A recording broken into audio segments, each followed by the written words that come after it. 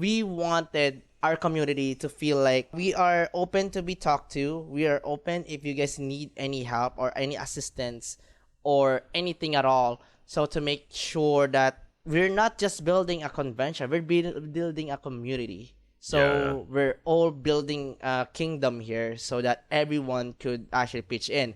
No one's at a higher position. All of us are equal. We're all building this together.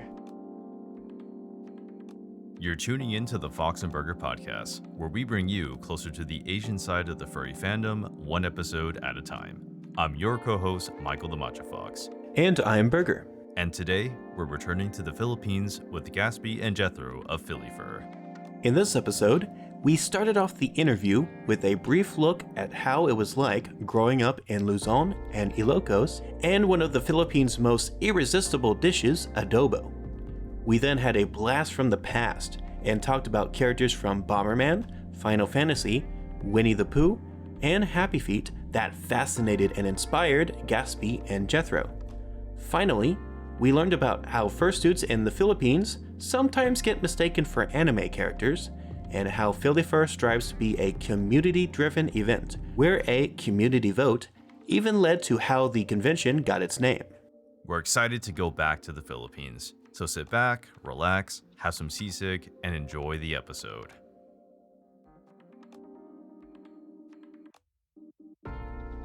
Okay, welcome Gaspy and Paul to the pod. Hi. Hello. Nice meeting you guys. Yeah, we were just interviewing Ruth, less than 24 hours ago, last night, and then Ruth really hyped you guys up, so I'm pretty excited to be talking to you guys.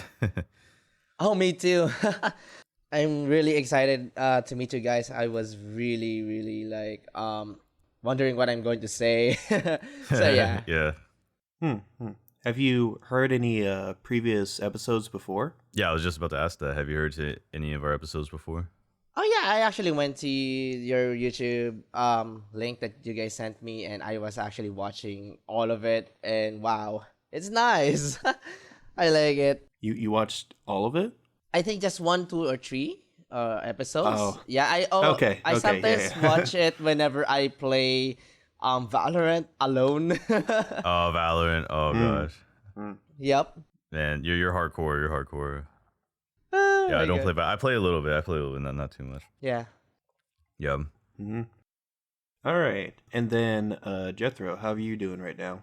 Oh, it's okay. A bit busy with all the convention stuff. So on the background, it's really busier at the moment since we're also preparing for stuff for PhiliFUR 2093. Right. So for the purposes of this interview, do you want to be called Paul or Jethro? Both is okay. I think it could be interchangeable. All right. I might prefer Paul because that's what Ruth keeps calling you guys, but sure. So just to clarify for the audience, yeah, so we have some consistency. All right. Mm-hmm. All right, let's get into our questions. So tell us your guys' names, your personas, and where you guys live. Okay. I live in the Philippines and around Makati. I have 3 personas actually. So one is like the Wait. First, tell us who you are because you didn't say your name. Oh, okay. Because I think for the audience to know. Oh, sorry. I'm Harukuma or Gaspy, but most people call me Harukuma because most of the people see me as my bear persona or my bear fursuit. And Because Kuma means bear, right? yeah, Kuma Yeah. means bear. So In Japanese. Yep. Sometimes I went down on the streets earlier and just wear fursuits, and then sometimes people already know who I am. Like, hey, it's that bear.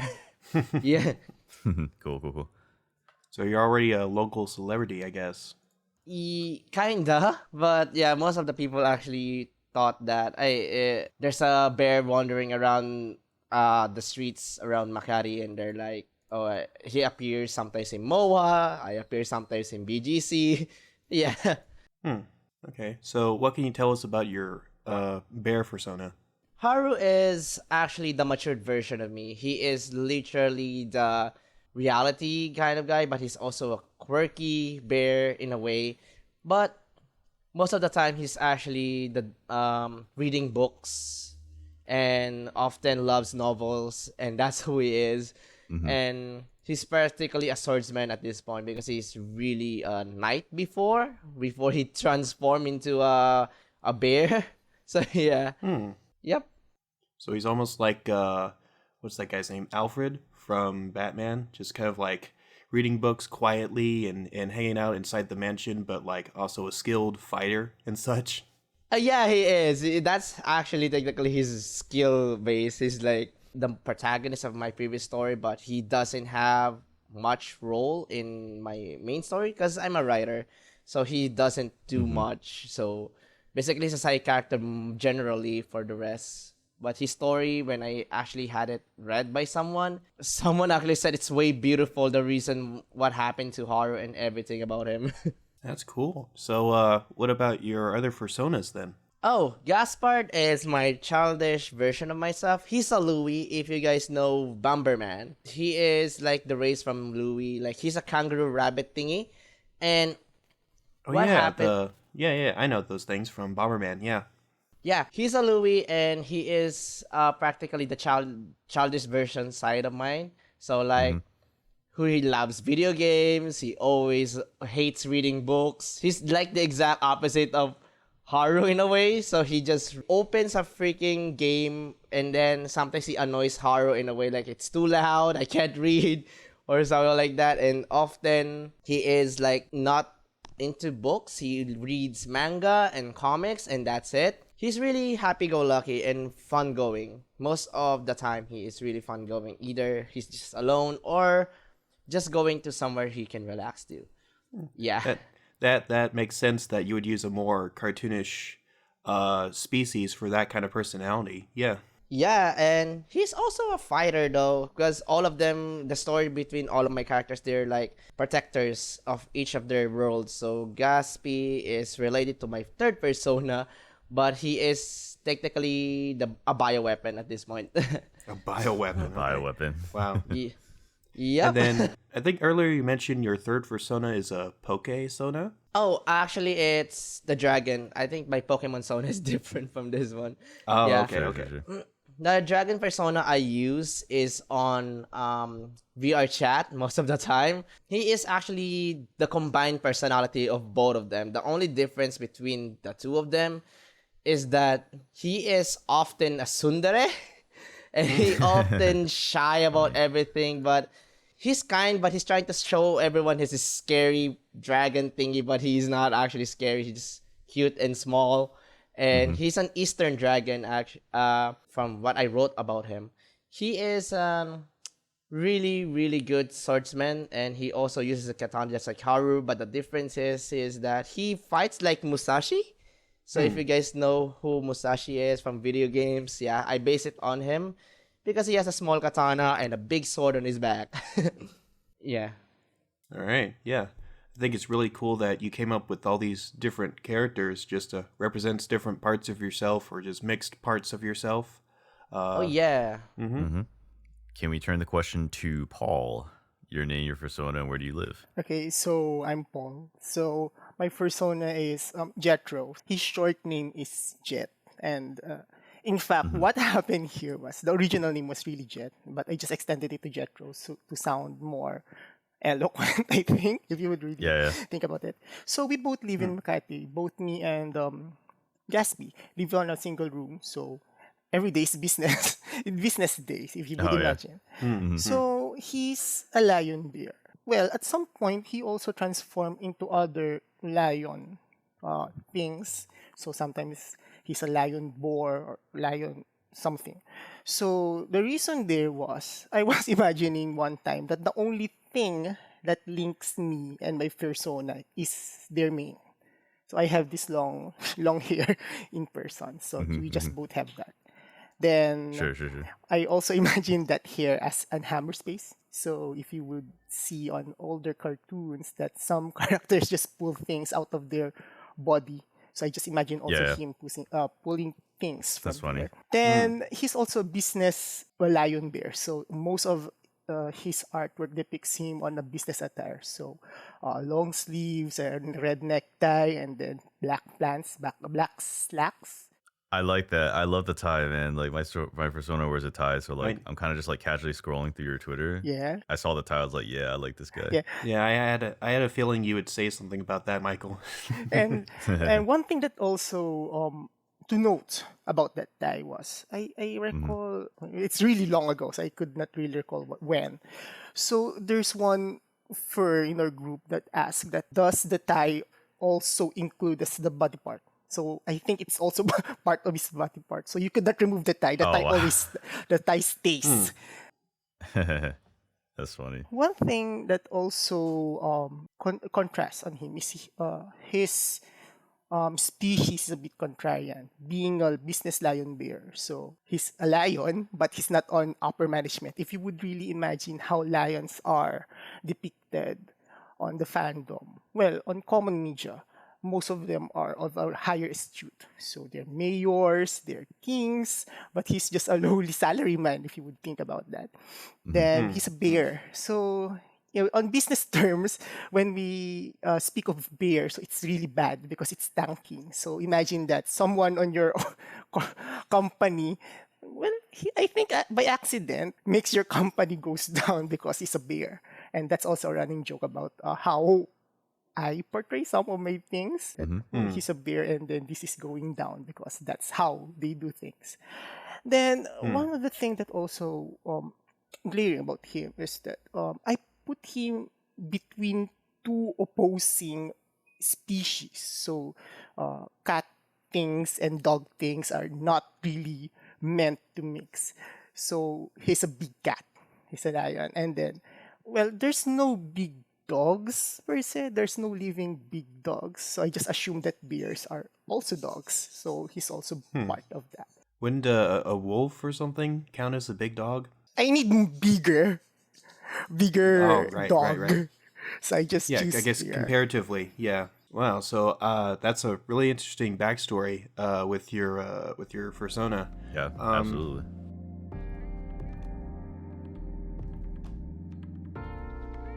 So tell us, how did you guys get into the furry fandom, though?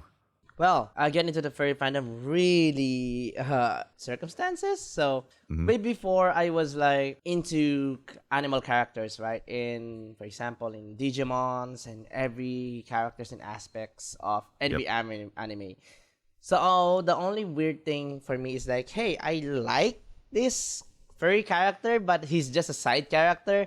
But if you keep on watching some animes, for example, like Final Fantasy, I think it's Final Fantasy with the guy with the gun. I forgot the title of the Final Fantasy. There's a chocobo there where you thought that it's just a secondary character until later episode he got a spotlight and oh wow, he just transformed into a freaking robo chocobo, and it was like, that's awesome, with a chocobo with an armor, with a knight's armor and things. And wow, I got fascinated with that. What if those furry fluffy characters turn into like something really awesome and amazing, and they are powerful as you never seen before? Like Cardcaptor Sakura, you thought that her pets, they're actually guardians. They're actually really powerful guardians in the later episodes. And I was like, damn, I wanted to dream to have a main character as a furry character. So then again, I was trying to check for what species I'm gonna look, and then Gaspard was born because, hey, I technically in love with Louis, and I love drawing them. So why not turn Louis as my persona? So Gaspard was born, or Gaspy was born, and then So roughly, like if I can cut in, roughly when did this happen? Like when was like Gaspy born? Just to give it like a sense of like time for our audience. oh, Gaspy was born around 2011 or 2010. Okay, so you joined the fandom quite early, like over. You said 2011, right? Over 10 years. Yeah, because when Gaspy was born, I drew him, and yeah, I started like, is there any group like me who loves furry animals? Then I searched furry, then I saw the fandom, and I said, wait, this is only 100, right? As a person, a kid before, like I need a group where it's higher than 100, because I was part of a gaming community for Grand Chase. Then I heard from people, you need to find a legit group if it's real or not. Then I check it out, it's just 100, so I stave off until I said, what the heck, nothing's gonna lose with me anyway. I'm gonna try at least. Then boof, I got it.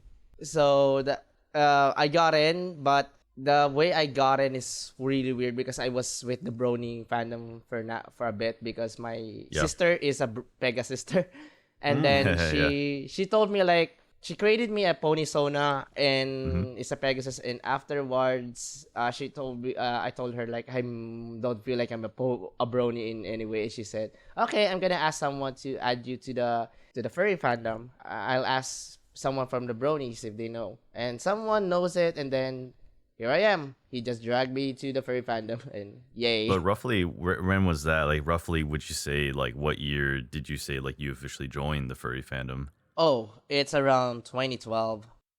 Okay, okay. So it's still quite some time ago. Yeah. It's interesting Yeah. that you talk about the furry community like it's some sort of like exclusive nightclub. Like you gotta be invited in. Yeah, because I don't really know how to join or what. I'm Yeah, really still yeah. young that day. Yeah. Yeah, No, we that were all a makes little bit sense. younger. I mean, dude, 2011, like, I think I was a high schooler in 2011. Yeah. Yeah, those were the days. Yep. So let's pass the question on to Paul. Like if you're finished talking, how did Paul join the fandom? For me, well, it started when I've realized that I don't have any much more of a friend. So being that weird kid on our elementary days or even high school Oh, days really? because it's 2012, you need some comfort, and it's just gravitating towards cute animals. And I don't know what makes me think that I might feel comforted by them, but that's more of the thing that brings me here in the fandom. So, being an angsty kid, so I first latched to Eeyore. So if you would Oh, yeah. recall Eeyore's, From Winnie the Pooh. yes. So it's a bit Yeah. sad.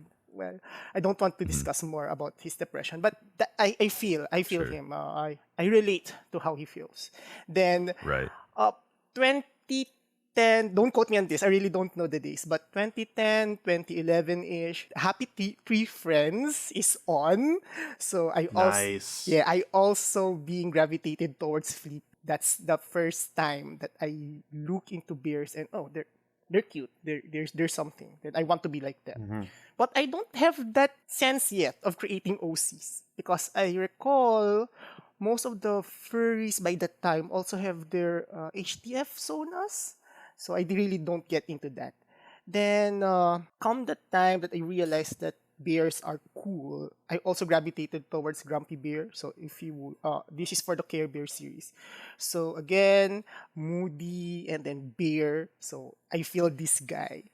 Then after that, by 2012-ish, I've searched bear drawings. So what comes on Google are drawings of furries. So most of them are international. Then there come this time that one showed up here in the Philippines. So I think by now he's not the bear, but by that time he's a bear. So I thought that this is nice. I could draw. Well, not that good, but I could draw. Maybe I could also do this.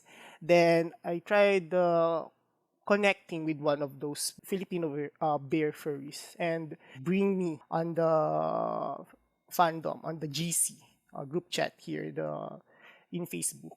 Then that's how I've started in the fandom. Then I've also have this again being angsty kid by the time. So I have also that time that I feel like maybe things are going too fast. It's really hard to fit in because for the fandom there's so many niches that you could go to. You could buy your own fursuit. Well, on Yeah. 2012 we don't have that much resources to do fursuits, and I believe that it's really uncommon here to have that one. So I could not do that. Then drawing, I could not also do that. Writing, I could not do that. And even if I could do, it's the least interesting thing. Not to this of furry writers, but it's less interesting for some of us. And then music. Then I've left maybe 2 or 3 months after that. Then I've just realized that it's cute. Then I've come back. Then moving forward up to this point, I realized that maybe I'm really a furry, and it is being strengthened by the fact that most of us have this gravitation towards STEM. So if you really like to see the stats, most of the furries are into STEM and IT. So most of them are programmer. I'm a programmer, so I relate more to them. So I think that I could not leave the fandom anymore because I feel involved. Yeah. Quick follow-up question. Did you find like a lot of comfort in the furry fandom, like compared to like the things that were happening in your childhood? Yes. Before the pandemic, so there are mini meets. It's hard for us to do that because here in the Philippines, it's really a big area. Even if you Yeah. would say that we're just residing on Luzon, Luzon is the capital island. If you would think Yeah. of it. Yeah. So even if majority of the people live here in this island, it's really hard for us to go places. So most of our friends are in Manila. So you would for here in my province right now. So you need to take a 5-hour bus travel just to meet your friends. But Wow, Right. 5 hours. yes. So well, by this point in time, I'm living in Manila, so I could just meet with the people maybe an hour. Even here in the Manila, it's really the traffic is really bad. So and from that, I experienced that I truly belong. I truly could feel that the fandom cares for each of the members that it had, and it would have also. Sure. Yeah, it's always good to hear about when you find comfort, when you find community within the furry fandom. I mean, that's basically the whole gist of it. It's like trying to find people who you share common interests with that being like video games or anime or anything, with it being like animal characters, animal people, basically.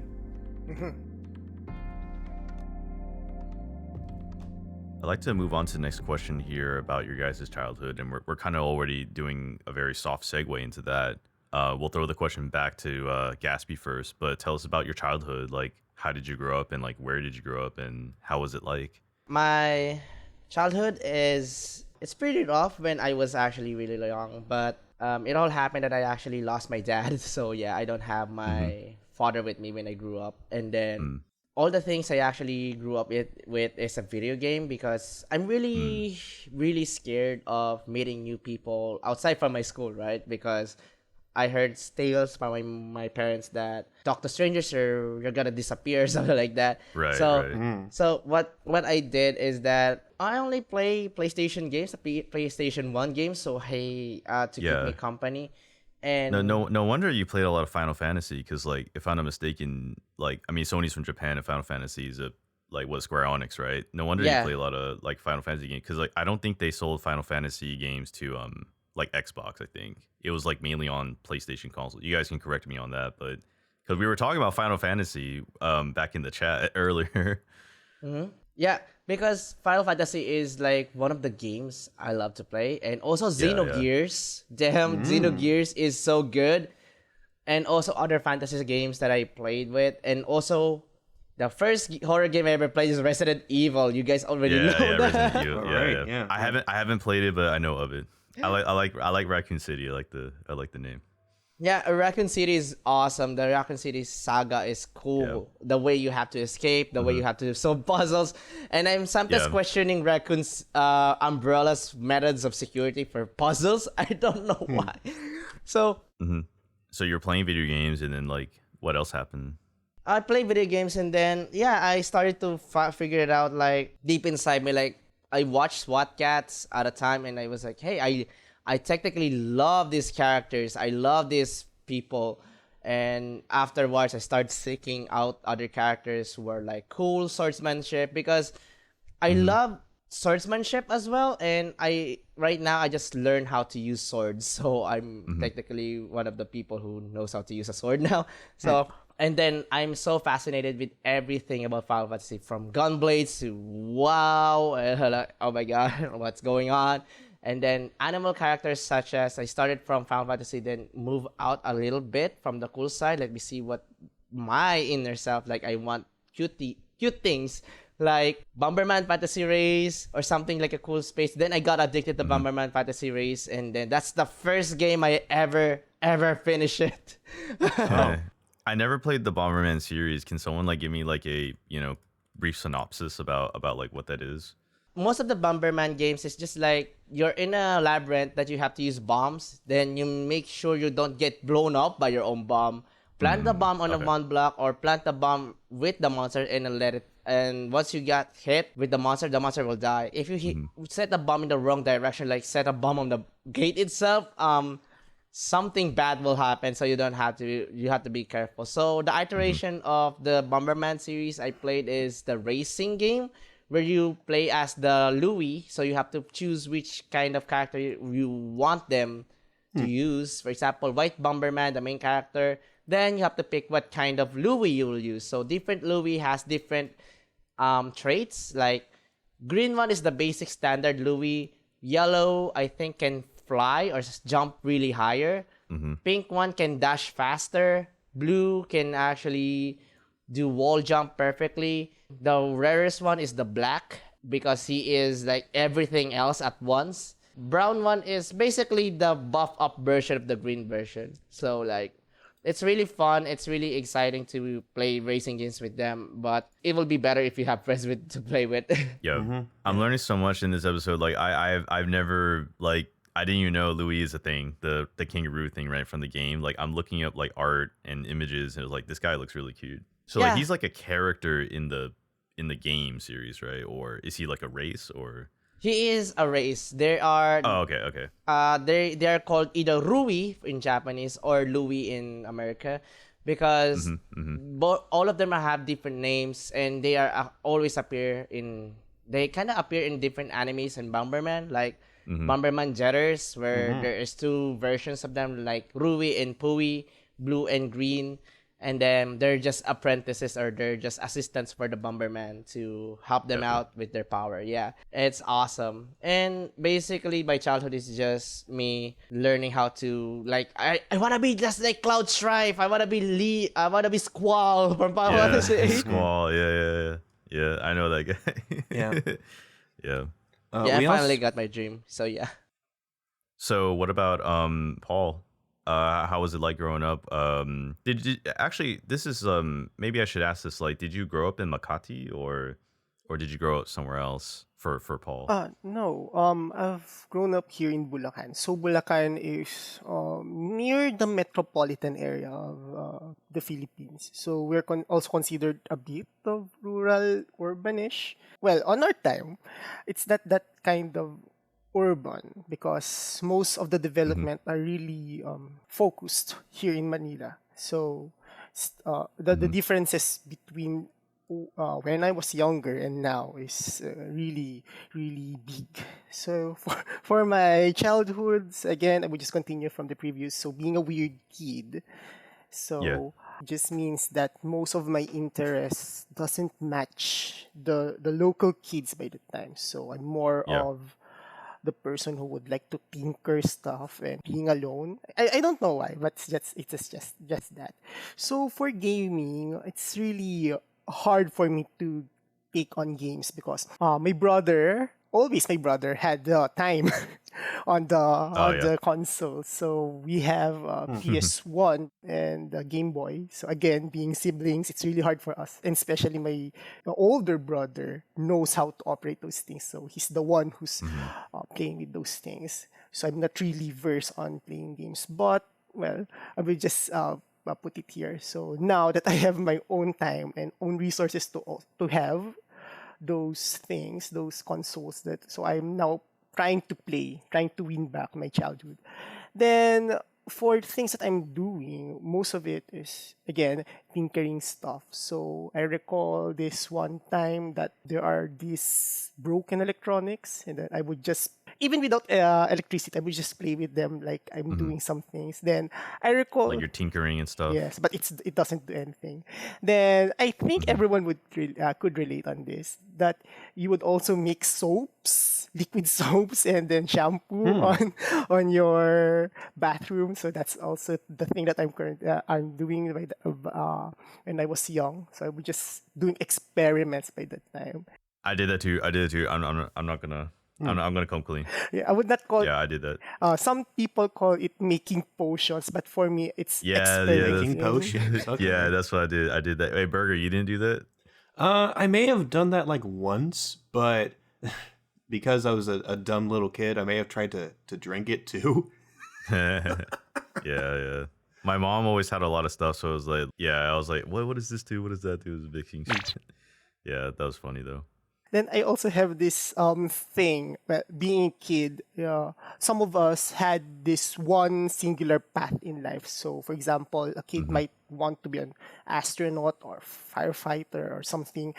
When I was a kid, I recall that I want to be all of it. For some for some weird reason, I really want to be all of it.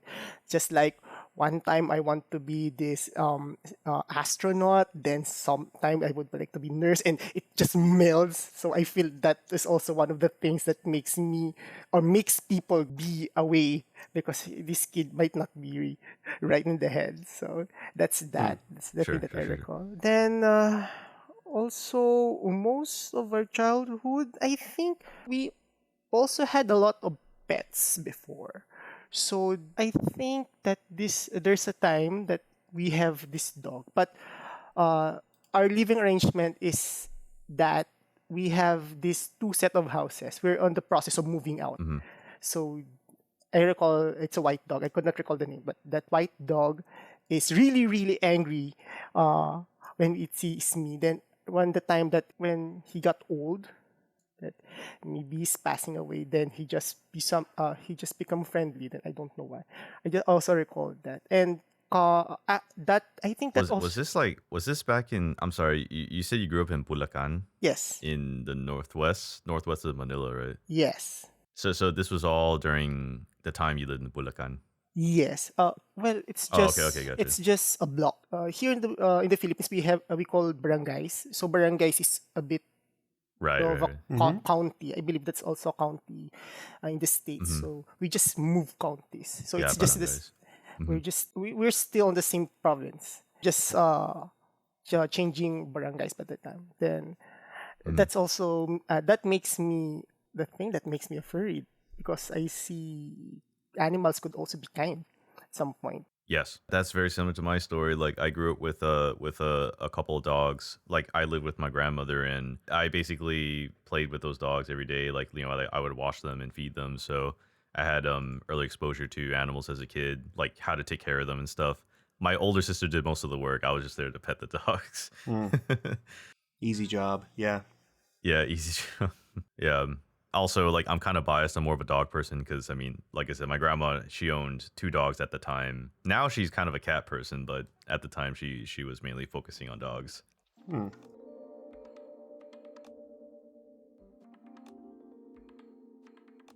You mentioned barangays and different parts of the Philippines. Now, what we want to know is, because both of us, Michael has been to the Philippines.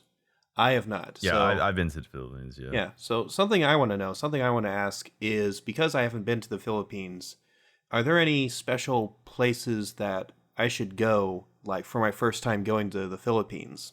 Well, for me, you can go to Baguio and other provinces because they have all historical landmarks there. Yeah. You can also visit in Manila, but there is so much to see. If you really want to experience the beauty of the Philippines, you have to go to really on the provinces where the tourist spots are. Because in Manila, yes, we have everything here, like Venice Mall, Ocean Park, and BGC, and even some heritage stuff like Rizal Park or Intramuros. You can actually visit Manila. But most of the recommended tour we actually wanted is around the province, but due to it being a bit further away, you really need like at least a day for you to travel to that far area. Then regroup yourself, and then you'll be able to tour it. So yeah, it's pretty much it. And if you're gonna stay in Manila, the most recommended we can help you go to is BGC, because it has a lot of stuff you can do, like shopping and food and everything. And yeah, BGC. I didn't get a chance to go there, so I really wanna go to BGC. Yeah. Yeah, we even have a 3D monitor. I think it's a 3D monitor that we see in BGC now. Like there's a huge cat. Like, it kind of looks like Tokyo in a way. And yeah. often whenever there is like Saturday, Sunday on the weekends, there's like an event. They close up one section of the road there so that everyone can cross and have fun in the streets. yeah, there's a lot of new things sometimes happens in BGC. So Yeah, yeah, I'm marking that down right now. I'm on Google Maps, and as you're talking, like I'm checking these places out. Yeah, BGC looks pretty cool. And you mentioned Baguio. Like Baguio's the one with like the mountainside town. The houses are built into like the hillside. Is that right? yes, and also the Yeah, yeah. Session Road. But I don't know much about Baguio. But I heard from my friends who lives in Baguio that Session Road is the one you should really visit because there's a lot of things happening there. Mm-hmm. It's really amazing. But I really want to go there someday. But due to what happened to me, like I got sick. I was like, Sure, sure, sure. I can't go. I'm sorry. That's unfortunate. Yeah. Yeah. Does Paul have any recommendations of places where to go in the Philippines? For me, it might sound a bit biased because one, I really didn't left Luzon. So, well, I think this Mm-hmm. also goes to Gaspy that our recommendations might be here. And I also don't want to point Yeah. out things that I didn't go to, so I would just avoid that. Yeah. But one thing also is that my parents are natives of Ilocos. Well, not Ilocos, more of the northern part of Luzon. So I would just list it down. So the northern Yeah. tip of the Philippines is Batanes. So Batanes is an island, and it's the way it's special is that it's locked in time. So again, being too far to go away. Well, I'm not saying that their life is simple, but their life is a bit rustic. So you would go there, then the houses are made of stone because all the things that surrounding them is the sea. I think that's the Basi Strait. I forgot the name of the ocean, but it's surrounded by sea, so it's always windy there. And Mm-hmm. most of here in the Philippines, we have two kinds of storms. So either it would go from bottom right to upper left. So I think that's called amihan. And then we have this one that's coming from upper northeast to southwest. That's called habagat. So most of the time when it's an amihan season, rainy season, so Batanes is really plummeted with the thunderstorms. But in general, it's really, really nice there. It's just sea. Then in Ilocos, so one of the old city centers in the Philippines, because as I recall, don't quote me on this, I'm really bad at history. So Spaniards also stayed there. So if you would look at Vegan, most of the areas there are old houses, old colonial Spanish type houses. But at this point, I think most of them are renovated. Most of them are also destroyed by wars or, well, destroyed by time. So I could not really recommend much. But in general, in Ilocos, it's also have this sea mountain transition because most same with Taiwan, I recall. On the western side, most of them is mountainous. So Ilocos is also like that. On the western side of Ilocos is rivers. On the eastern side of Ilocos, it's mountainous, and then on the western side, it's sea. So if you would imagine, if you're standing there or if you're located there, on your one side is mountains, on the other side is sea. And again, being a bear, I always go to the mountain forest area to I like that. forage. Yeah. Yeah, I'm glad that you recommended more rustic and historic places. I'm kind of a sucker for those kind of places. Like, I feel most comfortable living in an urban area, but if I were to travel anywhere, it would be to somewhere where there's less people, less civilization, more historic stuff, more nature. That's really up my alley. So I'm really glad that you recommended that, actually. Yeah, I want to go to. I mean, I don't say this in any bad way, but I like the architecture and appearance of like the sort of like Spanish colonial buildings. Again, like me and Berger are from Texas, so we also were colonized by Spain at one point. And Yeah, then correct. and also our food has also been influenced by Spain. And so I mentioned this in the last episode with Ruth, but like one of the reasons why I love the Philippines so much is the food. It really reminds me of the food back in Texas, and I mean that in a good way. Like it's really familiar. But then like also, I think you guys don't know this because I haven't said to you guys yet, but I was born and raised in Hawaii, so we have like a lot of Filipino Americans in Hawaii. So like eating stuff like balut, like my parents would eat that quite a bit when I was growing up, and eating stuff like adobo. like that kind of stuff is not new to me. But I think that's like that's a great segue into what I was going to ask next, though, is like, what are some foods that you have to try if you go to the Philippines? Oh my gosh. Yeah, can you maybe list one or two for the sake of time? Okay, the most I recommended is adobo. That is Explain what adobo is, like, to the people who don't know. We know what it is, but people may not know what adobo is. adobo is like, it's either pork, beef, or chicken, or three of them at the most. But it's actually just meat with soy sauce and vinegar, dip in some savory salt, or either put it some salt or pepper, some spices. It's either you can make it sweeter that by putting more sugar, or make it a bit more savory just putting more spices on it. So the adobo is like really good whenever it's a mix of sour and sweet, or sour and savory at the same time. When you put it on the rice, Yeah. Oh, it's so good with rice. Yeah, I mean, it must be eaten with rice. I always eat it with rice. I never usually eat it alone. yes, because the flavor is really strong. So Right, it is right. really made for the rice, because rice sometimes absorbs, I think, Like the sauces. yes, as the sauces, and make it a bit bland. But if you have the strong flavored ones, you have to put rice on it. It's gonna be like, you're gonna just be like, oh my god, Oh, yeah. no. I miss adobo. I haven't had adobo in so long. Like, oh gosh, like it's been years. Yeah, and the second one is sisig, which is Sisig. one of my personal favorite, because sisig is like, it's either can be cooked with the pork skewers or something like grinded pork, your choice. So sisig is like this: it's heat it up inside a sizzling plate, then I cook it in the sizzling plate, and then once it's a bit cooked, they're gonna put the raw egg and then serve it to you. So they're gonna serve it to you while it's really sizzling, and then you have to mix the eggs yourself. So it has spices. It's also a bit chilly, like really, really hot when you're going to eat it.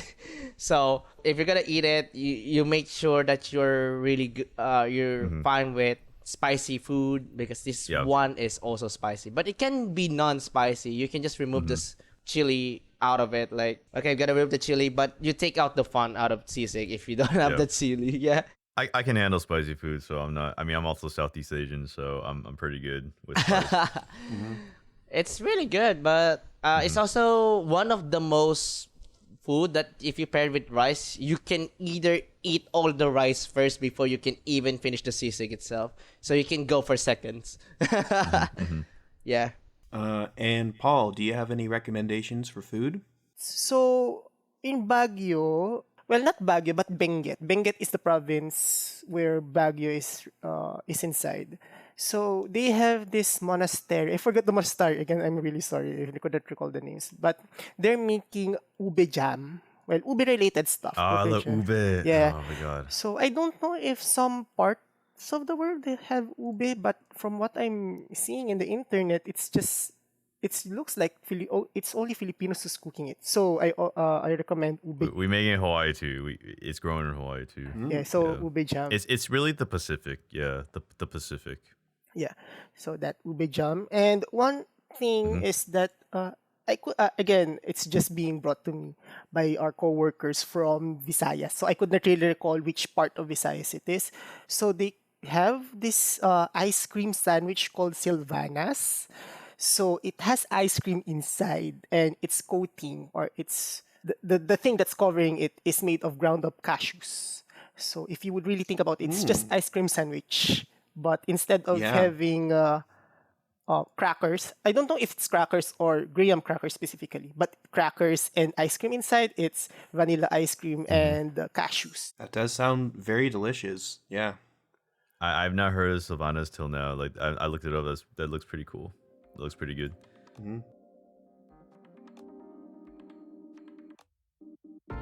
Okay, moving on to our next set of questions, though, we're really excited to just hear and talk about FABP because this is a con that neither Berger and I have been to. So tell us, like, what was the inspiration behind FABP, and like, how did you guys like band together to host this con? Well, that's a really good one. I want to tell you guys more about FABP. PhiliFUR is the inspiration for us is that we heard of the other conventions and we wanted to create our own because we all know that conventions sometimes only happens once a year, like always annual, right? So since we have been an overabundance of anime conventions all over the place, I think like, hey, if we're only getting one furry con per year, why not we created a second one so we have 2 cons per year? I mean, so people can actually see furries more broadly. So we decided like let's create a second convention. So okay, let's go. So we created PhiliFUR so that there's more people to know more about the fandom, and it will help other furries. Like for example, I didn't able to go on this con, or they are not able to go to our con, they still have another convention to go to. So because we wanted everyone to have fun, because it's really hard. I just realized as well, whenever you try to fursuit in public, going to malls, you need a permit, like permission to wear your fursuits. And even in other places like BGC is also one of the places you need a permit to. The only thing that I wanted to everyone to know that fursuiting is also the same as cosplaying, because cosplaying in BGC is really quick. Like they can just give you the permit right away. But if you're wearing a fursuit, that's a whole different story for them because it's pretty new. It's pretty new to them. They don't know there are people like this who dress up like mascots, because people call them mascot. They thought that if you wear a fursuit, that they thought you're advertising some some company. But we did make it clear from SM and as well as from BGC that this is our original character, and this is not our it's not created or represented by any company by it means. It's just us. So I realized that having people who have fursuits is kind of difficult for them to like always go to the anime cons, because it's always the anime con where we go to. So why not have our own theme of furries like every two times a year? So we did that. So how we gathered people is really amazing. Like first up, it's just the talk about the convention is just 3 of us, 3 people like me and Nico, the piano creations, Verse, or known as Prism, and Lofi, one of our staff. So all of us, 4 of us actually discuss about that, even Jethro, to know what we should do if we should really push the second convention. All of them said, yes, let's go push with the second convention, because so that we can have at least another convention we can go to, just for example, if we can't go to the other one. So they all decided like what roles are they gonna take, and they're like excited and hyped for it. Piano Creations or Nico suddenly said like, I'm going to meet you guys, I'm going to talk to Ruth. And we're like, oh, it's Ruth, the one who is also one of the fursuit makers. And then we met more and more from Ruth, from everyone who tries to say, hey, we need more people, we need more help, can you guys help us make this a reality? Everyone lends us a hand. Like now we have almost everyone doing their thing. It's really cool. Like even artists like Zeke, Drab, and Sherlock, they're all doing wonderful jobs in their artwork. And man, even Durban, Marcus, and everyone in the staff actually did wonderful in their jobs, especially Paul. I mean, Paul holds all of the background, and generally he's the backbone of the fandom. So all of us are just doing the outer shell while Paul creates the skeleton of the fandom. Like we're like, okay, we're gonna do this. So once we did this, to kind of cut in though, you have to remind me, just to give our audience a time frame. All this was happening in what year? Was it like 2021 or 2022, or like all the planning? Because I remember that the first year for you guys was last year, so that would have been 2022. So was all this planning happening in 2021 or even before that? Oh, it's actually on 2021. It's like around September, I think September, December, where there's a big talk with all of us. Like all of us are like having like thoughts like, hey, what happened if we do this? I mean, well, what happened if we can do this? They're asking me like, hey, Haru, you can do this, you can try it, because I was planning to create a convention if everyone actually agrees on it. And then they just push me towards it, and all right, let's go. Let's go with it. Yeah. And Paul said, okay, let's try to push this because a lot of people is demanding for a second con so that we can have more people who can join us and let the Philippine world know that Philippine first exists. Yeah. Exactly. And how many people were you expecting initially for your first con back in 2022? Oh, I think we are expecting around, just a minimal like 150. Just we're not expecting much because it's a new con, just 100 or something. And wow, it boomed up to 200 plus, and I was like, what happened? I just So you look guys at, had like almost, did you guys have 300 or like maybe like 280 or 290? I think Paul has the statistics on that. I think Jethro, right? Oh yes, I have the statistics. Yeah, he has the statistics on that. I think it's around 250, right? 268. Yeah, 268. Congratulations. Yeah. Congratulations. Yes, thank you. And yeah, it was an amazing experience when we did it on September when it started. Like, it's really rough because we're still new. Like, we started planning on 2021, December, September. Then we went from January. We're like, oh my gosh, there's a lot of things I have to run. Like, documents I have to go from the government for business permit and everything. Sometimes I have to wait for a really long line. So, like, oh my gosh. Where is the, I mean, to kind of take another step back, where is the convention held? That might give us like, like an idea. Okay, the convention started or held on Eton Centris, which is on Quezon City. So the most nearest landmark of all, it's like the MRT. You can ride it from the station you're at to Quezon Avenue.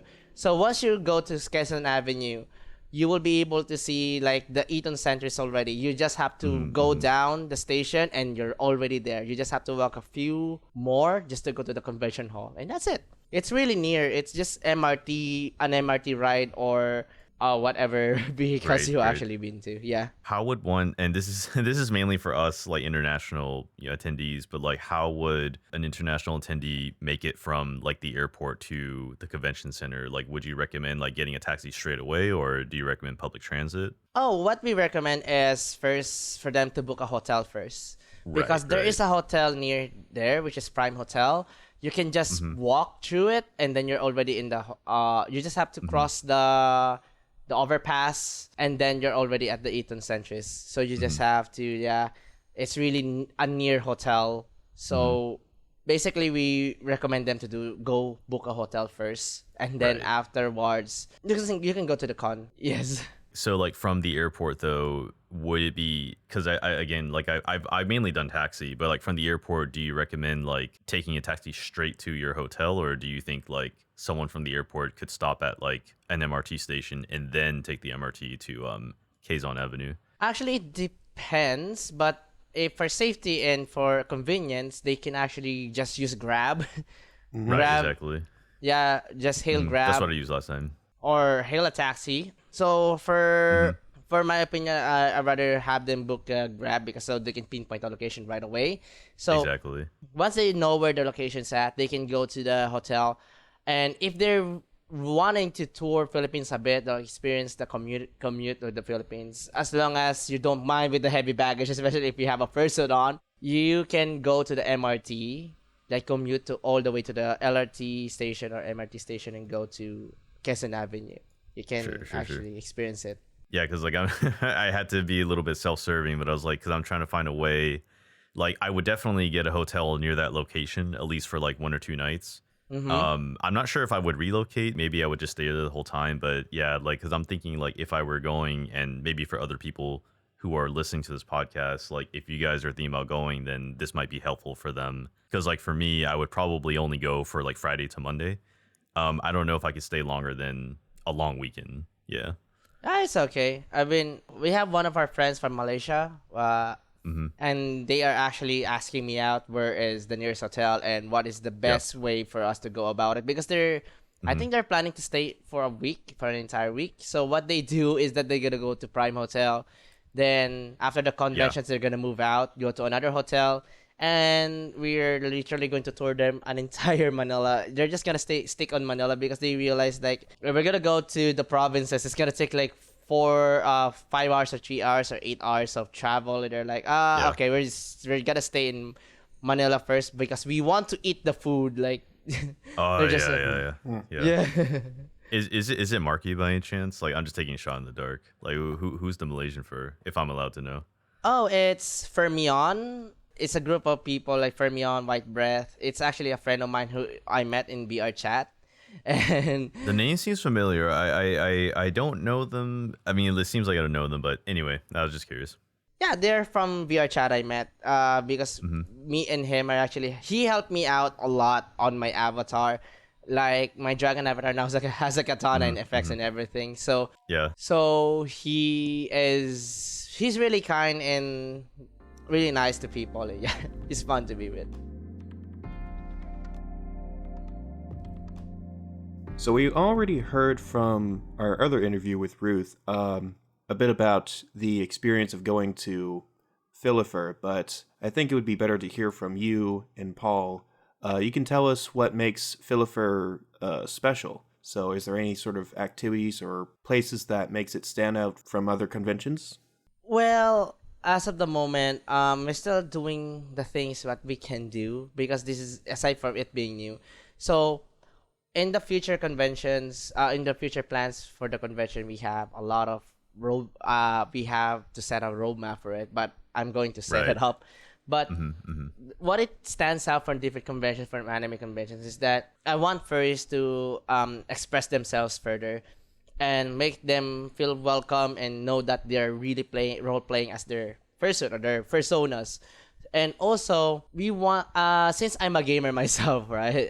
Amen. I wanted immersion. I wanted people to be immersed on the con itself to feel like they are with Beastman or Kimono or furries or anthropomorphic animals walking around amongst them. I want to make them feel that way so that new visitors will be like, oh wow, it feels like I'm in a fantasy world.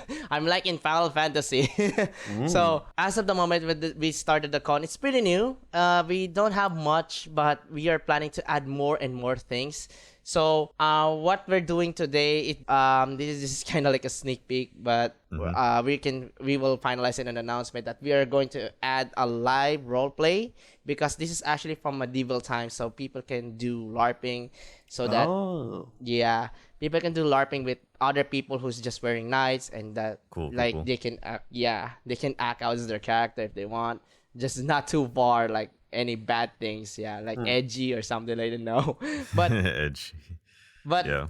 overall, we in the future, I'm planning like thinking of if it's possible. It's still in my mind though. I think Paul already know this.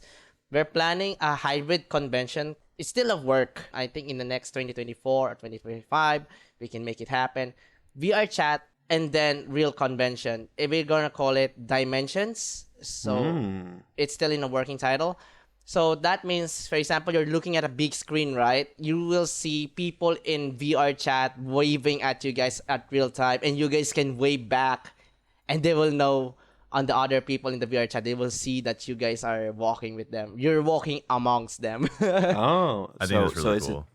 so that I guess that's pretty friendly towards international and even local people who want to attend but can't really get there to the physical location.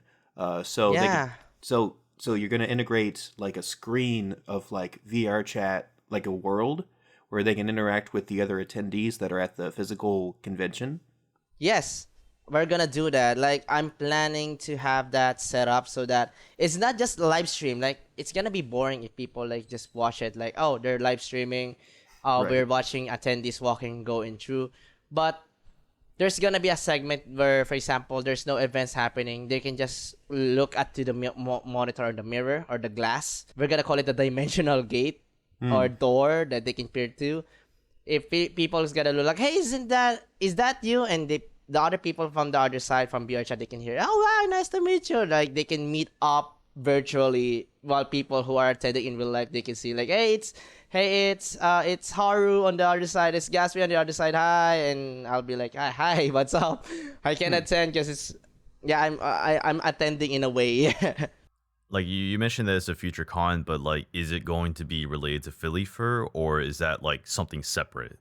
It's still FABP. It's like Oh, a it's like new. it's like a future theme, right? Yeah, it's a future theme where we plan like I love dimensions like from multiverse from Rick and Morty. So what happens if there's actually an alternate dimension where people can see that their anthropomorphic animals exist. So even though in theory it looks like that. Sure. Yes. I do want to take like a step back. Like I appreciate all the discussions about future plans. Hopefully we don't spoil too much. So I do want to take the discussion back to the first iteration of FABP though. So like, what interesting stories or do you have any funny moments that you would like to share from FABP's first year, which was last year? Oh, And this question, we'll go you first and then Paul. We'll keep that order as we've been doing. okay, sure. There is one person there who's really into dancing. Like there's nothing just happening right now. And then, she's good. So what I did is that one of my staff talked to me, like he said, like, hey, Haru, there's my friend there who loves really to dance. He or she wanted to dance on the stage. And I said, oh sure, I'm gonna announce her. And when I said her name, his or her name, he's like, what? Seriously? You're going to let me dance? Sure. You're good. Let's see what you can do. And then when he or she dances, oh my god, he just gave it all, right? Gave it all. And that guy thanked me like, oh my gosh, I thought this was only for events. I never expected to be invited by the conhead himself in the stage. I said, it's okay. I mean, we're all having fun here. I just want you guys to have a quality time. If you have some talent to show off, you can do that. Yeah. And it's really wholesome the way that people actually just wandering around the convention. And also, there's a funny moment that there are also kids, especially kids walking in, and they're like, "Oh my gosh, there's so many!" Yeah, there's Like originally the con is like pretty kid friendly, or like do you allow people under like 18 to go, or is there like an age restriction? It's PG-13. What me and Okay. Paul said, because it's like anime. We don't want to restrict too much for kid friendly because let's face it, there are other features in fursuits that may resemble PG-13 characters. So we're like strictly on PG-13 because we're taking into account there are other fursuits that may have accessories like harness or collars on them. So people will know that it's PG-13, but they're just role playing as their character. Like if you're wearing a husky fursuit, you have a collar. That's fine. Yeah, so you have to confirm that you're at least 13 before registration. Yeah, it's okay if you're at least 13, but if you have a son or something, 10-year-old, as long as there's parental guidance with them. Oh, okay. So you still allow that, like someone younger but with parental guidance. Yeah, someone younger but with parental guidance, because I want everyone to enjoy big fluffy animals, especially young kids will be like, oh my god, I saw a doggy, and then hugs.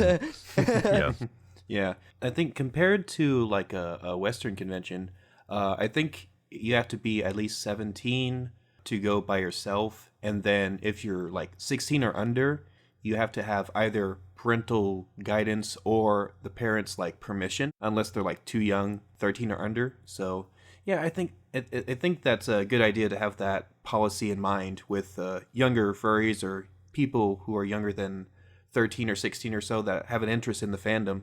Yes.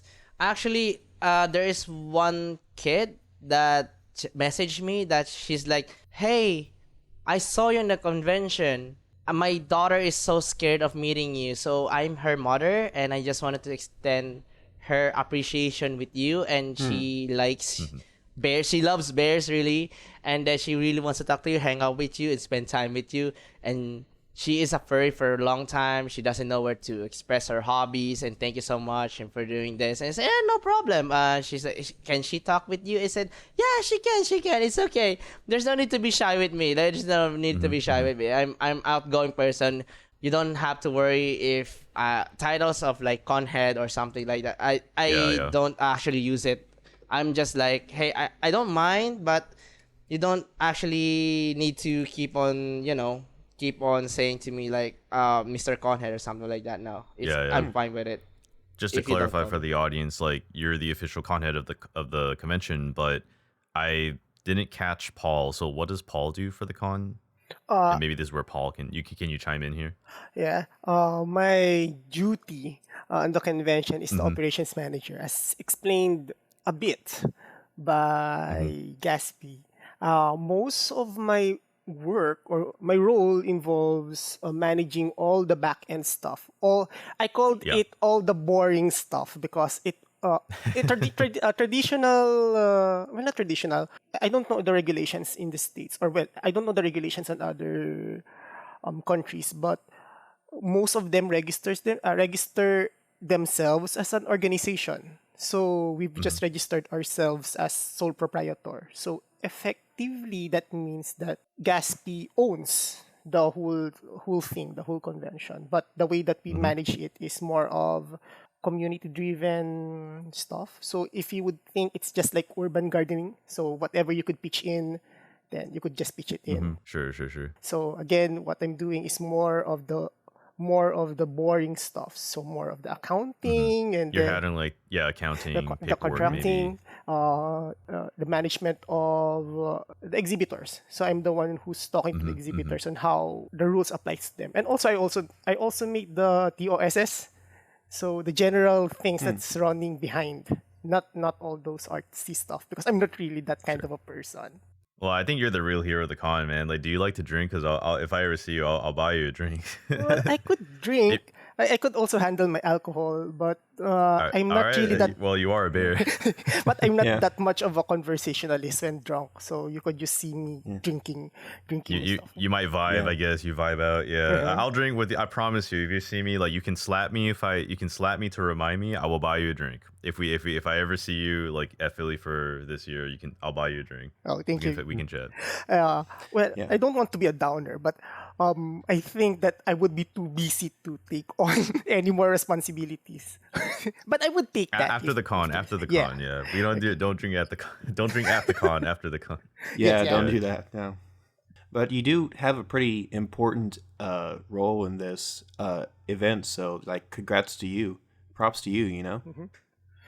But that's the thing, actually, that being a bit of a non-conversationalist, I don't know if that's a word, but like this, it's really hard. The challenges for me with the team is that Mhm. it's really hard for me to convey the things that we really need to do. So maybe just a top.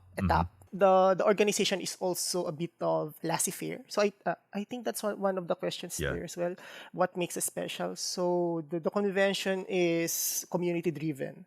So all of the people who wants to pitch in, again, as I've said earlier, it's just like a bit of urban gardening. Whatever you could pitch in, it's considered as an help. Then Sure, sure, sure. yeah. So handling different kinds of attitudes, different kind of people, different kind of communication styles. That's hard, but we're managing. I'm managing too. We are definitely like jumping around just a little bit. We'll get to those like certain topics like maybe later, or maybe in a moment. But I did want to ask. I still want to ask you the original question that we asked Gaspy, because I know Gaspy shared his stories, but how about you? Do you have like any, maybe like one or two stories from last year that you'd like to share with the audience? Well, Or were you just sitting behind the desk like at con ops the whole time? not exactly. I also have interesting stories. So for the convention itself, I think my role for it is more of a person who also urged Gaspy to do it, because Oh, really? again, being that person who wants to be behind the scenes. So I just urge him to be the con head and do the convention itself. And also he's much more of that person, charismatic kind of guy who could pull in people. So I think he's the glue on the convention. So that's that. For the funny stories is that I've recalled one of the attendees, because again, being the person who deal with all the stuff during the convention. So he noticed me that I look like a bit stressed out over things, but it's okay. Then he just said to me that I'm really sorry po about what's happening. Then it's just funny to me because being in the background. I'm not expecting people to notice me, and then this guy noticed me. That's just I think that's just a bit. I'm happy that people recognizes the things I'm doing. Then the other one is that since we're first timers, and again, we don't want to jinx it, or we don't want to relate ourselves to those kind of disaster conventions. So I think we know those. So before the convention, I'm religiously watching documentaries about it, about DashCon. So I'm just picking all the things that we shouldn't be doing. So I think that that goes in some inside my head, and now we're not doing that. Anyways, aside the fact, so we're all I'm watching those, and then I'm taking notes what not to do. Then come Friday. I don't know if other conventions also have this day, a day before the convention to fix the halls, because the halls is not just magically fixed. That someone would say incantations and then the whole thing would be fixed. So so it's just a day to do just little last minute fixes and stuff you need to prepare just before the thing can actually start. Yeah. So our venue manager offered us that day. So in my head, it's just like the day we drop the things, drop the tables and chairs and whatnot. So we just did that. Come Saturday morning, I've realized that you should be also fixing those stuff, arrange the chairs. So 2 hours before the convention, we're arranging the tables and chairs. I believe Gaspy could also pitch in on those. Our tables and chairs are also a bit rusty, so whenever we put them, it screeches, and then some rust scrapes our hands. So it's just those things. But now, Yeah, some of us actually have to like wear gloves. Yeah. Hopefully no one got hurt. And actually no one. Oh, that's good. That's good. Yeah, I mean, putting together an event, it's a tough thing to do. But I think all of us are glad that you two and your staff were able to put it together and to make it all work.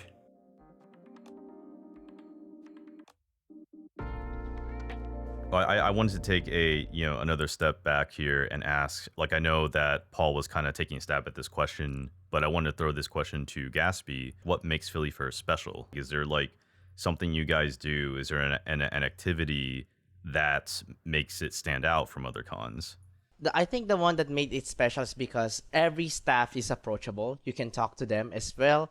As you can feel like there's a familiar or family feel whenever you talk to each staff. Because all I did with all the staff is that I make sure that we're doing this as a family. We're doing this as a furry family. We're giving this to everyone for what they need. Because like we are open for criticism, and we wanted to people to let us know what are the things we should do. And then we'll tell you guys if, for example, like, we would love to do this, but at the moment we have budget constraints or something like that. We can't do it yet. Maybe we'll try it and we'll pick onto it. That's what makes the PhiliFUR conventions really special, because we actively listen to everyone's opinions and their criticism, and we give our feedbacks. For example, like there is some trouble. For example, there is someone they're worried about. There's someone about stuff. We tell them that we ensure your safety. You don't have to worry. You can approach us anytime you need.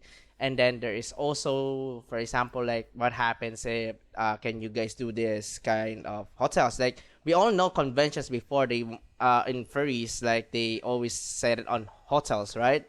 So what we do is that we tell them that we are really honest and open with our attendees. We tell them like, hey, we love your suggestion. We'd love to do it in the future, but as of the moment, due to budget constraints, we cannot actually force our way into that kind of place. So they're like, oh, really? Wow, thank you so much for answering my questions. You guys are really honest and open about it, because we wanted our community to feel like we are open to be talked to. We are open if you guys need any help or any assistance or anything at all. So to make sure that we're not just building a convention, we're building a community. Yeah. So we're all building a kingdom here so that everyone could actually pitch in. No one's at a higher position. All of us are equal. We're all building this together. So that actually gives it the feel. That's why I heard from Ruth that PhiliFUR is really, really special, and it's kind of different from any other con, is because we all work together. We're all having fun. Even if we're staff, all of them are doing their task. They're not actually getting mad, like being forced to do this. I give them the free art liberty, and like for the artists, I'll be like, hey, knock yourself out. I just want to see the sketches, and we'll go with that. Which one you guys are wanting to pick? Yeah, that's what I do for all of our Gotcha. posters and also our website. Like, there's also a web designer, which is Marcus is really good at it. I'm just telling him like, all right, go what with your heart tells you to do with the design, and then show it to me. Then once Can he I show it, ask like who's behind Kemat, the mascot? His name's Kemat, right? yeah, Yeah. it's- Who drew that? Was that you, or is that Paul, or who was behind that? I think that's a Lofi. He's the one who won the design contest. Raffle. Yeah. So you're asking about the Kimat story, so I would try. So for Kimat, it comes around that we're promoting laissez-faire, Yeah. democratic way of doing or putting up the convention. So there are two things that are up for votes. So one is the mascot. So we have this thinking that we want our mascot to be the local animal here in the Philippines. So we decided to go with Askal. So Askal or Asong Kalye are the local dogs here in the Philippines. The mongrels, if you would. So that's what Kemat is. Yes. So why Kimat? Because here in the Philippines, our mythology lacks animals. So I could count two on top of my head. So one is Tikbalang. So Tikbalang is horse, horse, I think. So then there's Kimat. So Kimat is Tadaklan. So Tadaklan is the god of thunder in Ilocano folklore. So he had a dog. His dog is Kimat. So when the reasoning why it's a dog, because the dog is faster than us, than humans, and then lightning comes before the thunder. Thunder is Tadaklan. Anyways, so he's a dog. So we think that he might be an Askal. So we just put in raffles to our staff that here's the parameters, the requirements that we would like to have. So he's a dog. Then his name is Kimat, and he should be part of the Philippine folklore. Then we have 3 entries. One from Zeke, I think one from Lofi, and then the other one from Verse. I think those are the 3 entries that we had. Then up to votes, Kimat won. Then the other vote is for the name. So that I forgot the other options for the convention name. Then PhiliFUR won. So it's PhiliFUR and Kimat. Well, I think it's a great thing that you have a character from, I guess you say, like Filipino mythology as part of the con. Like I think that makes it special. Yeah. The one who wear Kimat is actually Marcus. The fursuit, which is Marcus, and then the maker of Kimat is Piano Creations, which is Nico Ong. Sure. He donated the fursuit for the convention so that it could actually we have a mascot appearing, because we still are trying to improve Kimat, but his clothes he's from Cyberpunk, and generally his story he just time travels, because often lightning appears in different times, so he uses lightning to come down to different timelines. So that's why he loves to see cultures, he loves to see the differences, and he loves to see what are the new things in the old ways that was before. So Kimat is like an explorer. So yeah. Sure. Yeah. Sounds like a really cool character. And before we go to our next section, I just want to say I do like the idea of a more community-driven, laissez-faire, democratic, like all these sort of different ideas put together for this event. It's because it's almost like a reflection of the fandom itself. You know, it's not one central figurehead that is furry. It's like every single part of the community is the furry fandom, if you see it that way. Yeah. Yep, that's what we're going for. We really love everyone to actually experience that. Hey, this may be a group of furries, but we are doing this together by everyone's standards, so that every one of us has a hand on it. Even when we did a raffle for Kimet, she actually felt that, oh my god, I was the one who voted for Kimet, or I was the one who actually designed for the name for the convention, because we're doing also for the name. It's the same for the name. She said that she come up with PhiliFUR, and she was like, her poll won on that, and she's like, oh my gosh, I feel like I'm part of something big. Even though she's not a staff, she felt that she's part of something really big, and she helped it out. Yeah. That's amazing. Yeah. Yeah.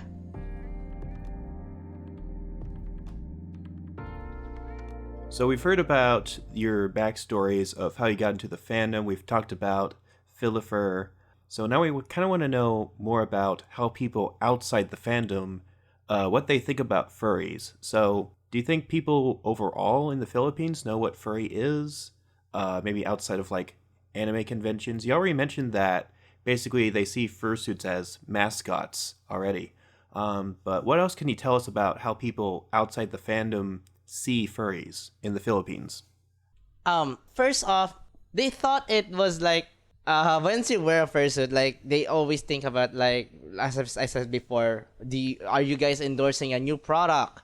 Are you guys a new company or something? Yeah. And we keep saying no, we're not owned by. He's not owned by any company. He's literally a character. He's actually a character himself. Like, it's my creation and he's mine alone. And then whenever someone actually walk up to me, often in AnimeCon, they're like, hey, where are you from? What anime are you from? Or what cartoon are you from? I was like, oh, I do wish I have a cartoon series of my own bear persona, but no.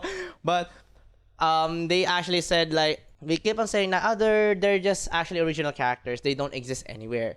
We don't have any series or comics that shows our personas. So they actually are confused and realize it, like, oh my gosh, this is really something new. They're doing this, like, it's really cute.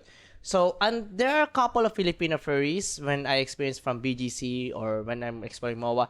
They know that the term furries. Like, they're like, oh, most of them are really shocked it was a kid. It was always a kids or younger generations who knows it. They're like, hey, mommy, is that a furry? Yeah. Like, I was like, me and my friends, and even Paul was like, oh, geez, oh my god, my boy, how did you know about the furry fandom? Or like, and often all of us, sometimes there's like little kids or teenagers who say, yo, furry bro. Most general people doesn't know what furry is, and then there's like 10 or 15% will scream like furries, and they exist. And I was like, and Paul will like say in the background, we do exist long ago. What happened? Why you don't know? We're just hidden. So it's awesome. Like, yeah, it seems like a very positive sort of reception, a positive response to furries. yeah, because it's pretty new for in the Philippines. Like, there are some edgy people. For example, like I met last time. There is one kind of person who walked to me and she said, "Ew, first you're disgusting." All I did was like, I just ignore it. Like, I just gestured like a bear, where like, nah, whatever. And then after a while, the guy saw me again, and then he just said, I may see you disgusting, but you're so damn cute. Can I hug you? Damn it. Yeah.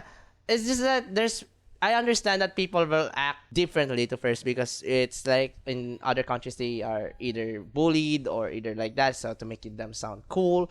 But in reality, like, they actually love furries themselves. There are other people like that. Most of the people around here in the Philippines are, first off, they're weirded out. At the same time, they're like really happy to see fluffy animals walking around. Generally, they are happy to walk around, and they have a hard time distinguishing me for a bear because of my fur color is gray. So people call me like Mr. Wolf. I said, what? Yeah. I can see that. Like, I saw your fursuit. I could kind of see that. That's but I could tell it was a bear though. Yeah, that's the Yeah, one thing that you just can't escape with the general public outside of the furry fandom is species confusion. yeah, and there's even time that the protogen, we have a friend who's a proto. They call him as the Roboraptor, robotic raptor, or like Nice. what? Nice. Yeah, it's all we can do. Like it's all of me and my friends are just wandering around and just doing things. And I guess that's it for the Philippine thought us as mascots. But they only call our fursuit as mascots. They still don't have a concept with fursuiting, so they're just call it as mascots. Yeah. Do they have any thoughts about like the artwork though? Oh, well, if they saw the artwork of furries, they're shocked to see, oh, this is amazing. Who drew this? I think you're from an animation studio or something like that. And we're like, no. Because there are other art style that looks like kimono and other things that they thought that it was like, you're very talented in drawing, etc. But most likely they see it as nice art. They just thought it was derived from anime. Yeah. Yeah, that definitely makes sense. Yeah. Yep. So older generations here in the Philippines doesn't really know the fandom because given the fact that we are mostly residing on the internet and most of our population here doesn't use the internet that much, so they're not really exposed to that. Then I've noticed that even on the western side of the fandom, even old people deride furries because they know that it's LGBT. Here in the Philippines, even if we're conservative, they again, since they are not really exposed to the internet that much, Yeah. they could not really care less about what's happening. So with the newer generation, there are two things that's coming. So one is most of them cringe at the furries because again, they are exposed to the internet and we are not really seen that much on a good light there. So most of them assumes that we are cringy and whatnot. Again, being edgy kids, I've been on that phase and I know that hating people on the internet is cool. So for me, it's just normal thing or normal phase. Then the other side is that most of them knows the fandom, but they don't know how to handle that. Because again, they are hesitant that if they go there, they might be branded as cringe or whatnot, or Yeah. they don't know how to enter the fandom. Because I also noticed that on the Western side, they are actively showing the fandom, and I believe that's also one of the things that the convention wants or we want is to introduce people to the fandom that it's not that cringe or whatnot. So most of them just notice us that again, as Gaspy said earlier, that oh, there's furries. Then they just run away with that idea. Or the newer generations that knows the fandom thinks of the fandom as mostly Western thing. So they don't know, or I think it's also part of our attitudes that we might go to work first because again it's really hard to live here, so we are focusing our efforts first on building our financial stability rather than going with the things that we want. So I think that's also one of the reasons that there's a bit of discrepancy on the fandom, on the number of the people who could join us in the fandom. Then one thing that I've also noticed is that I think it's global.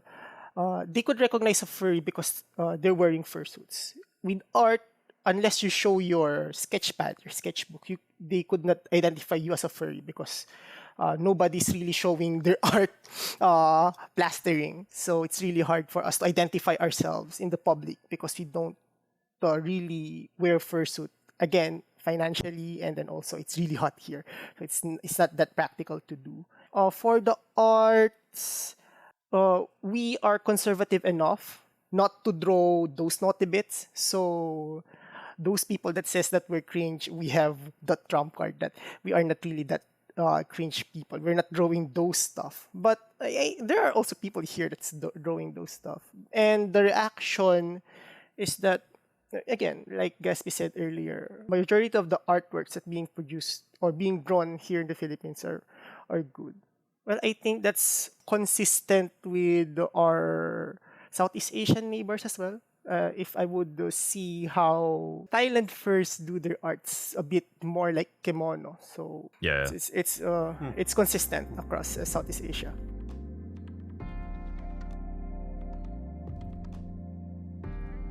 I appreciate that you guys told us about your thoughts about the general public and their thoughts about the fandom overall. We really just have like one last question here. This is actually going back to PhiliFUR. Where do you see PhiliFUR in, let's say 5 years? I know that you guys had just got done with your first con, but like, what do you think that you would like to do in the future? And we probably kind of jumped on this just a little bit, but if there's anything that you're allowed to like tease us with, like 5 years, or you can even change that to 3 if that's a little bit easier. Where do you see PhiliFUR? What will I see PhiliFUR within 3 to 5 years is that PhiliFUR will be more open. For example, like we will be on the SMX or MOA in the future, and then in the following future we'll be having like we will be going on SMX bigger conventions and maybe perhaps a hotel room in the later in the someday we'll Hotel be room. have in a hotel con. It's And very then convenient. Yeah. so for the convenience of our attendees, and for the future, we may have also hybrids. Like if the Dimension convention, as I said earlier, can come to fruition, we can actually have people finally be joining in VR version of the convention while the real convention is starting out. So we will have convention team, like we have the con team, and we have the the VR con team. So it's gotta be 2 conventions in one day, so people can actually enjoy the same thing and still feel it at their home. For example, more accessible for people like people with disabilities or people who is really tired. They just want to see it. They just want to jump into VR chat. They can actually just peer to it and see it. Like everyone has access to the con, and everyone will be happy for it. In the future, we're not gonna just have just a handful of fursuiters. I wanna see in the future, in 5 years, every hole there's tons of fursuiters all over the place, and we have to use a drone to take a photo of all of us. Yeah. Like we're gonna take a photo, like okay, take a photo, everyone. Like everyone is just you have to use a drone in order for all of us to take a photo. Yeah. So it sounds like you kind of want the event to look more like other furry events where there's way more fursuiters, things like in JMOF or in Infernity, like those kind of events, right? Yes, they're also my inspiration. Like I love JMOF.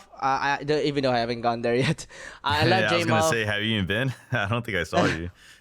I really wish I can go, and also I want Sure. everyone to see like, hey, this is like an entire group of JMOF, and everyone will be like, JMOF for the Philippines, and everyone like that. I just wanted it to be like similar to that. I just want it to have a dream like that, and all of the people in the Philippines will start making fursuits, or so we'll have more fursuit makers in the future in Right. the local, and then we'll have tons of new stuff, tons of new furry things, and hopefully the news will recognize us in the Philippines. Because I heard from before there was actually a news in the Philippines about furries. They show that MFF. They shows MFF in the television, and it's really nice. Like animal people are like that. So I really want us to like have a spotlight in the news, like or the furry animals or animal lovers. You can go to PhiliFUR, see anthropomorphic animals, and yeah, likes. That's all. That's what I see in the future, and I wish to happen. And it does All right. sound like a very bright future. Yeah. Paul, do you have any thoughts on this? Do you see anything similar in the next 3 or 5 years in the future? On the operations side, so we have these plans on expansion to other locations. Again, Philippines it's mostly composed of islands, archipelago. So we're planning to establish conventions across all the major cities we have here in the Philippines. So that would be Baguio, Cebu, Davao, and Iloilo. But now I think that's for another 5 years. Then we also are planning the expansion of our services. So currently we are doing conventions. So I think we're copying how Taiwan is doing things. So they have three there. So one on Taipei, one on Kaohsiung. Then they also have one on Kaohsiung for book fair, I think. So we're also planning to do book fairs or open air conventions or fermits. At the moment, we are not handling the fermits because, as we said earlier, we want it to be laissez-faire. So we want people to meet as themselves. But if it might need our assistance, like maybe preparing an area, then we could start doing those. So we're also planning to have partnerships with our ASEAN counterparts. So for context, we have this thing called ASEAN, so Association of Southeast Asian Nations. So it's emulating how EU is doing. So maybe we could also do that. Again, Southeast Asian fairies have more things in common, I think, rather compared to other areas. Well, one thing is for Eurofriends. They have that thing. So we're also trying to aim that. But I think I could not do that alone because I'm not that much of a talker person. So this is one of the plans. Other is to move the company from sole proprietorship to non-profit organization. This is also the general formula from the Western furries. At the same time, we are also aiming to extend our help in a way that it's outside the convention. So we are also receiving inquiries about how to help others. So with our current state, we could not do that. So we're trying to also implement those things. Then again, repeating on how or what Gaspy had said, we want the furries to be recognized here in the Philippines. More of not that kind of recognition, more of the arts, the creativity that the fandom is doing. Gaspy and Jethro, you've given us a lot of great information about PhiliFUR, about the fandom, about what it's like in the Philippines. The only thing we need from you now is go ahead and tell us where to find you guys on the internet, as well as you can tell us where to find more information about PhiliFUR on the internet as well. So, starting with you, Gaspy. Okay. You guys can meet me in Facebook, which is Haruzind. And also my Twitter, which is Harukuma, which is my Twitter handle is just Gaspy Doggy. So all I do there is just I just post stuff, and then also for my YouTube, I have a YouTube account which is Harukuma. So you can also check out some of my fursuiting videos, like me fursuiting in public. And finally, for PhiliFUR, you can visit our main social media page, which is PhiliFUR, on Facebook and Twitter as well. And for our main website, it's www.philifur.com. All right. And Jethro? For me, I just have a couple of social media. So I'm primarily using Twitter. So for Twitter, it's at JetBurr, JETBURR. So for FA, it's JetBear. So it's JETBEAR. We also maintain our own Mastodon instance. So it could be found at mastodon.furrybrigade.net. Then my handle there is Jethro at mastodon.furrybrigade.net. Oh, that's the first time I've heard Mastodon being used on this podcast. Yeah, kind of a emerging, newer social media. That's interesting. Now, Gaspy and Paul, thank you so much. We're all really excited to hear and to go to PhiliFUR if we're going. But we're all really excited about this convention. I think it's a great step forward for the Filipino furry fandom. And we can't wait to hear more about it. So this has been the Fox and Burger podcast with me, Burger. And I'm Michael the Macho Fox. And audience, we will see you next time in the next episode. Goodbye, everybody. See ya. Goodbye. Goodbye, everybody.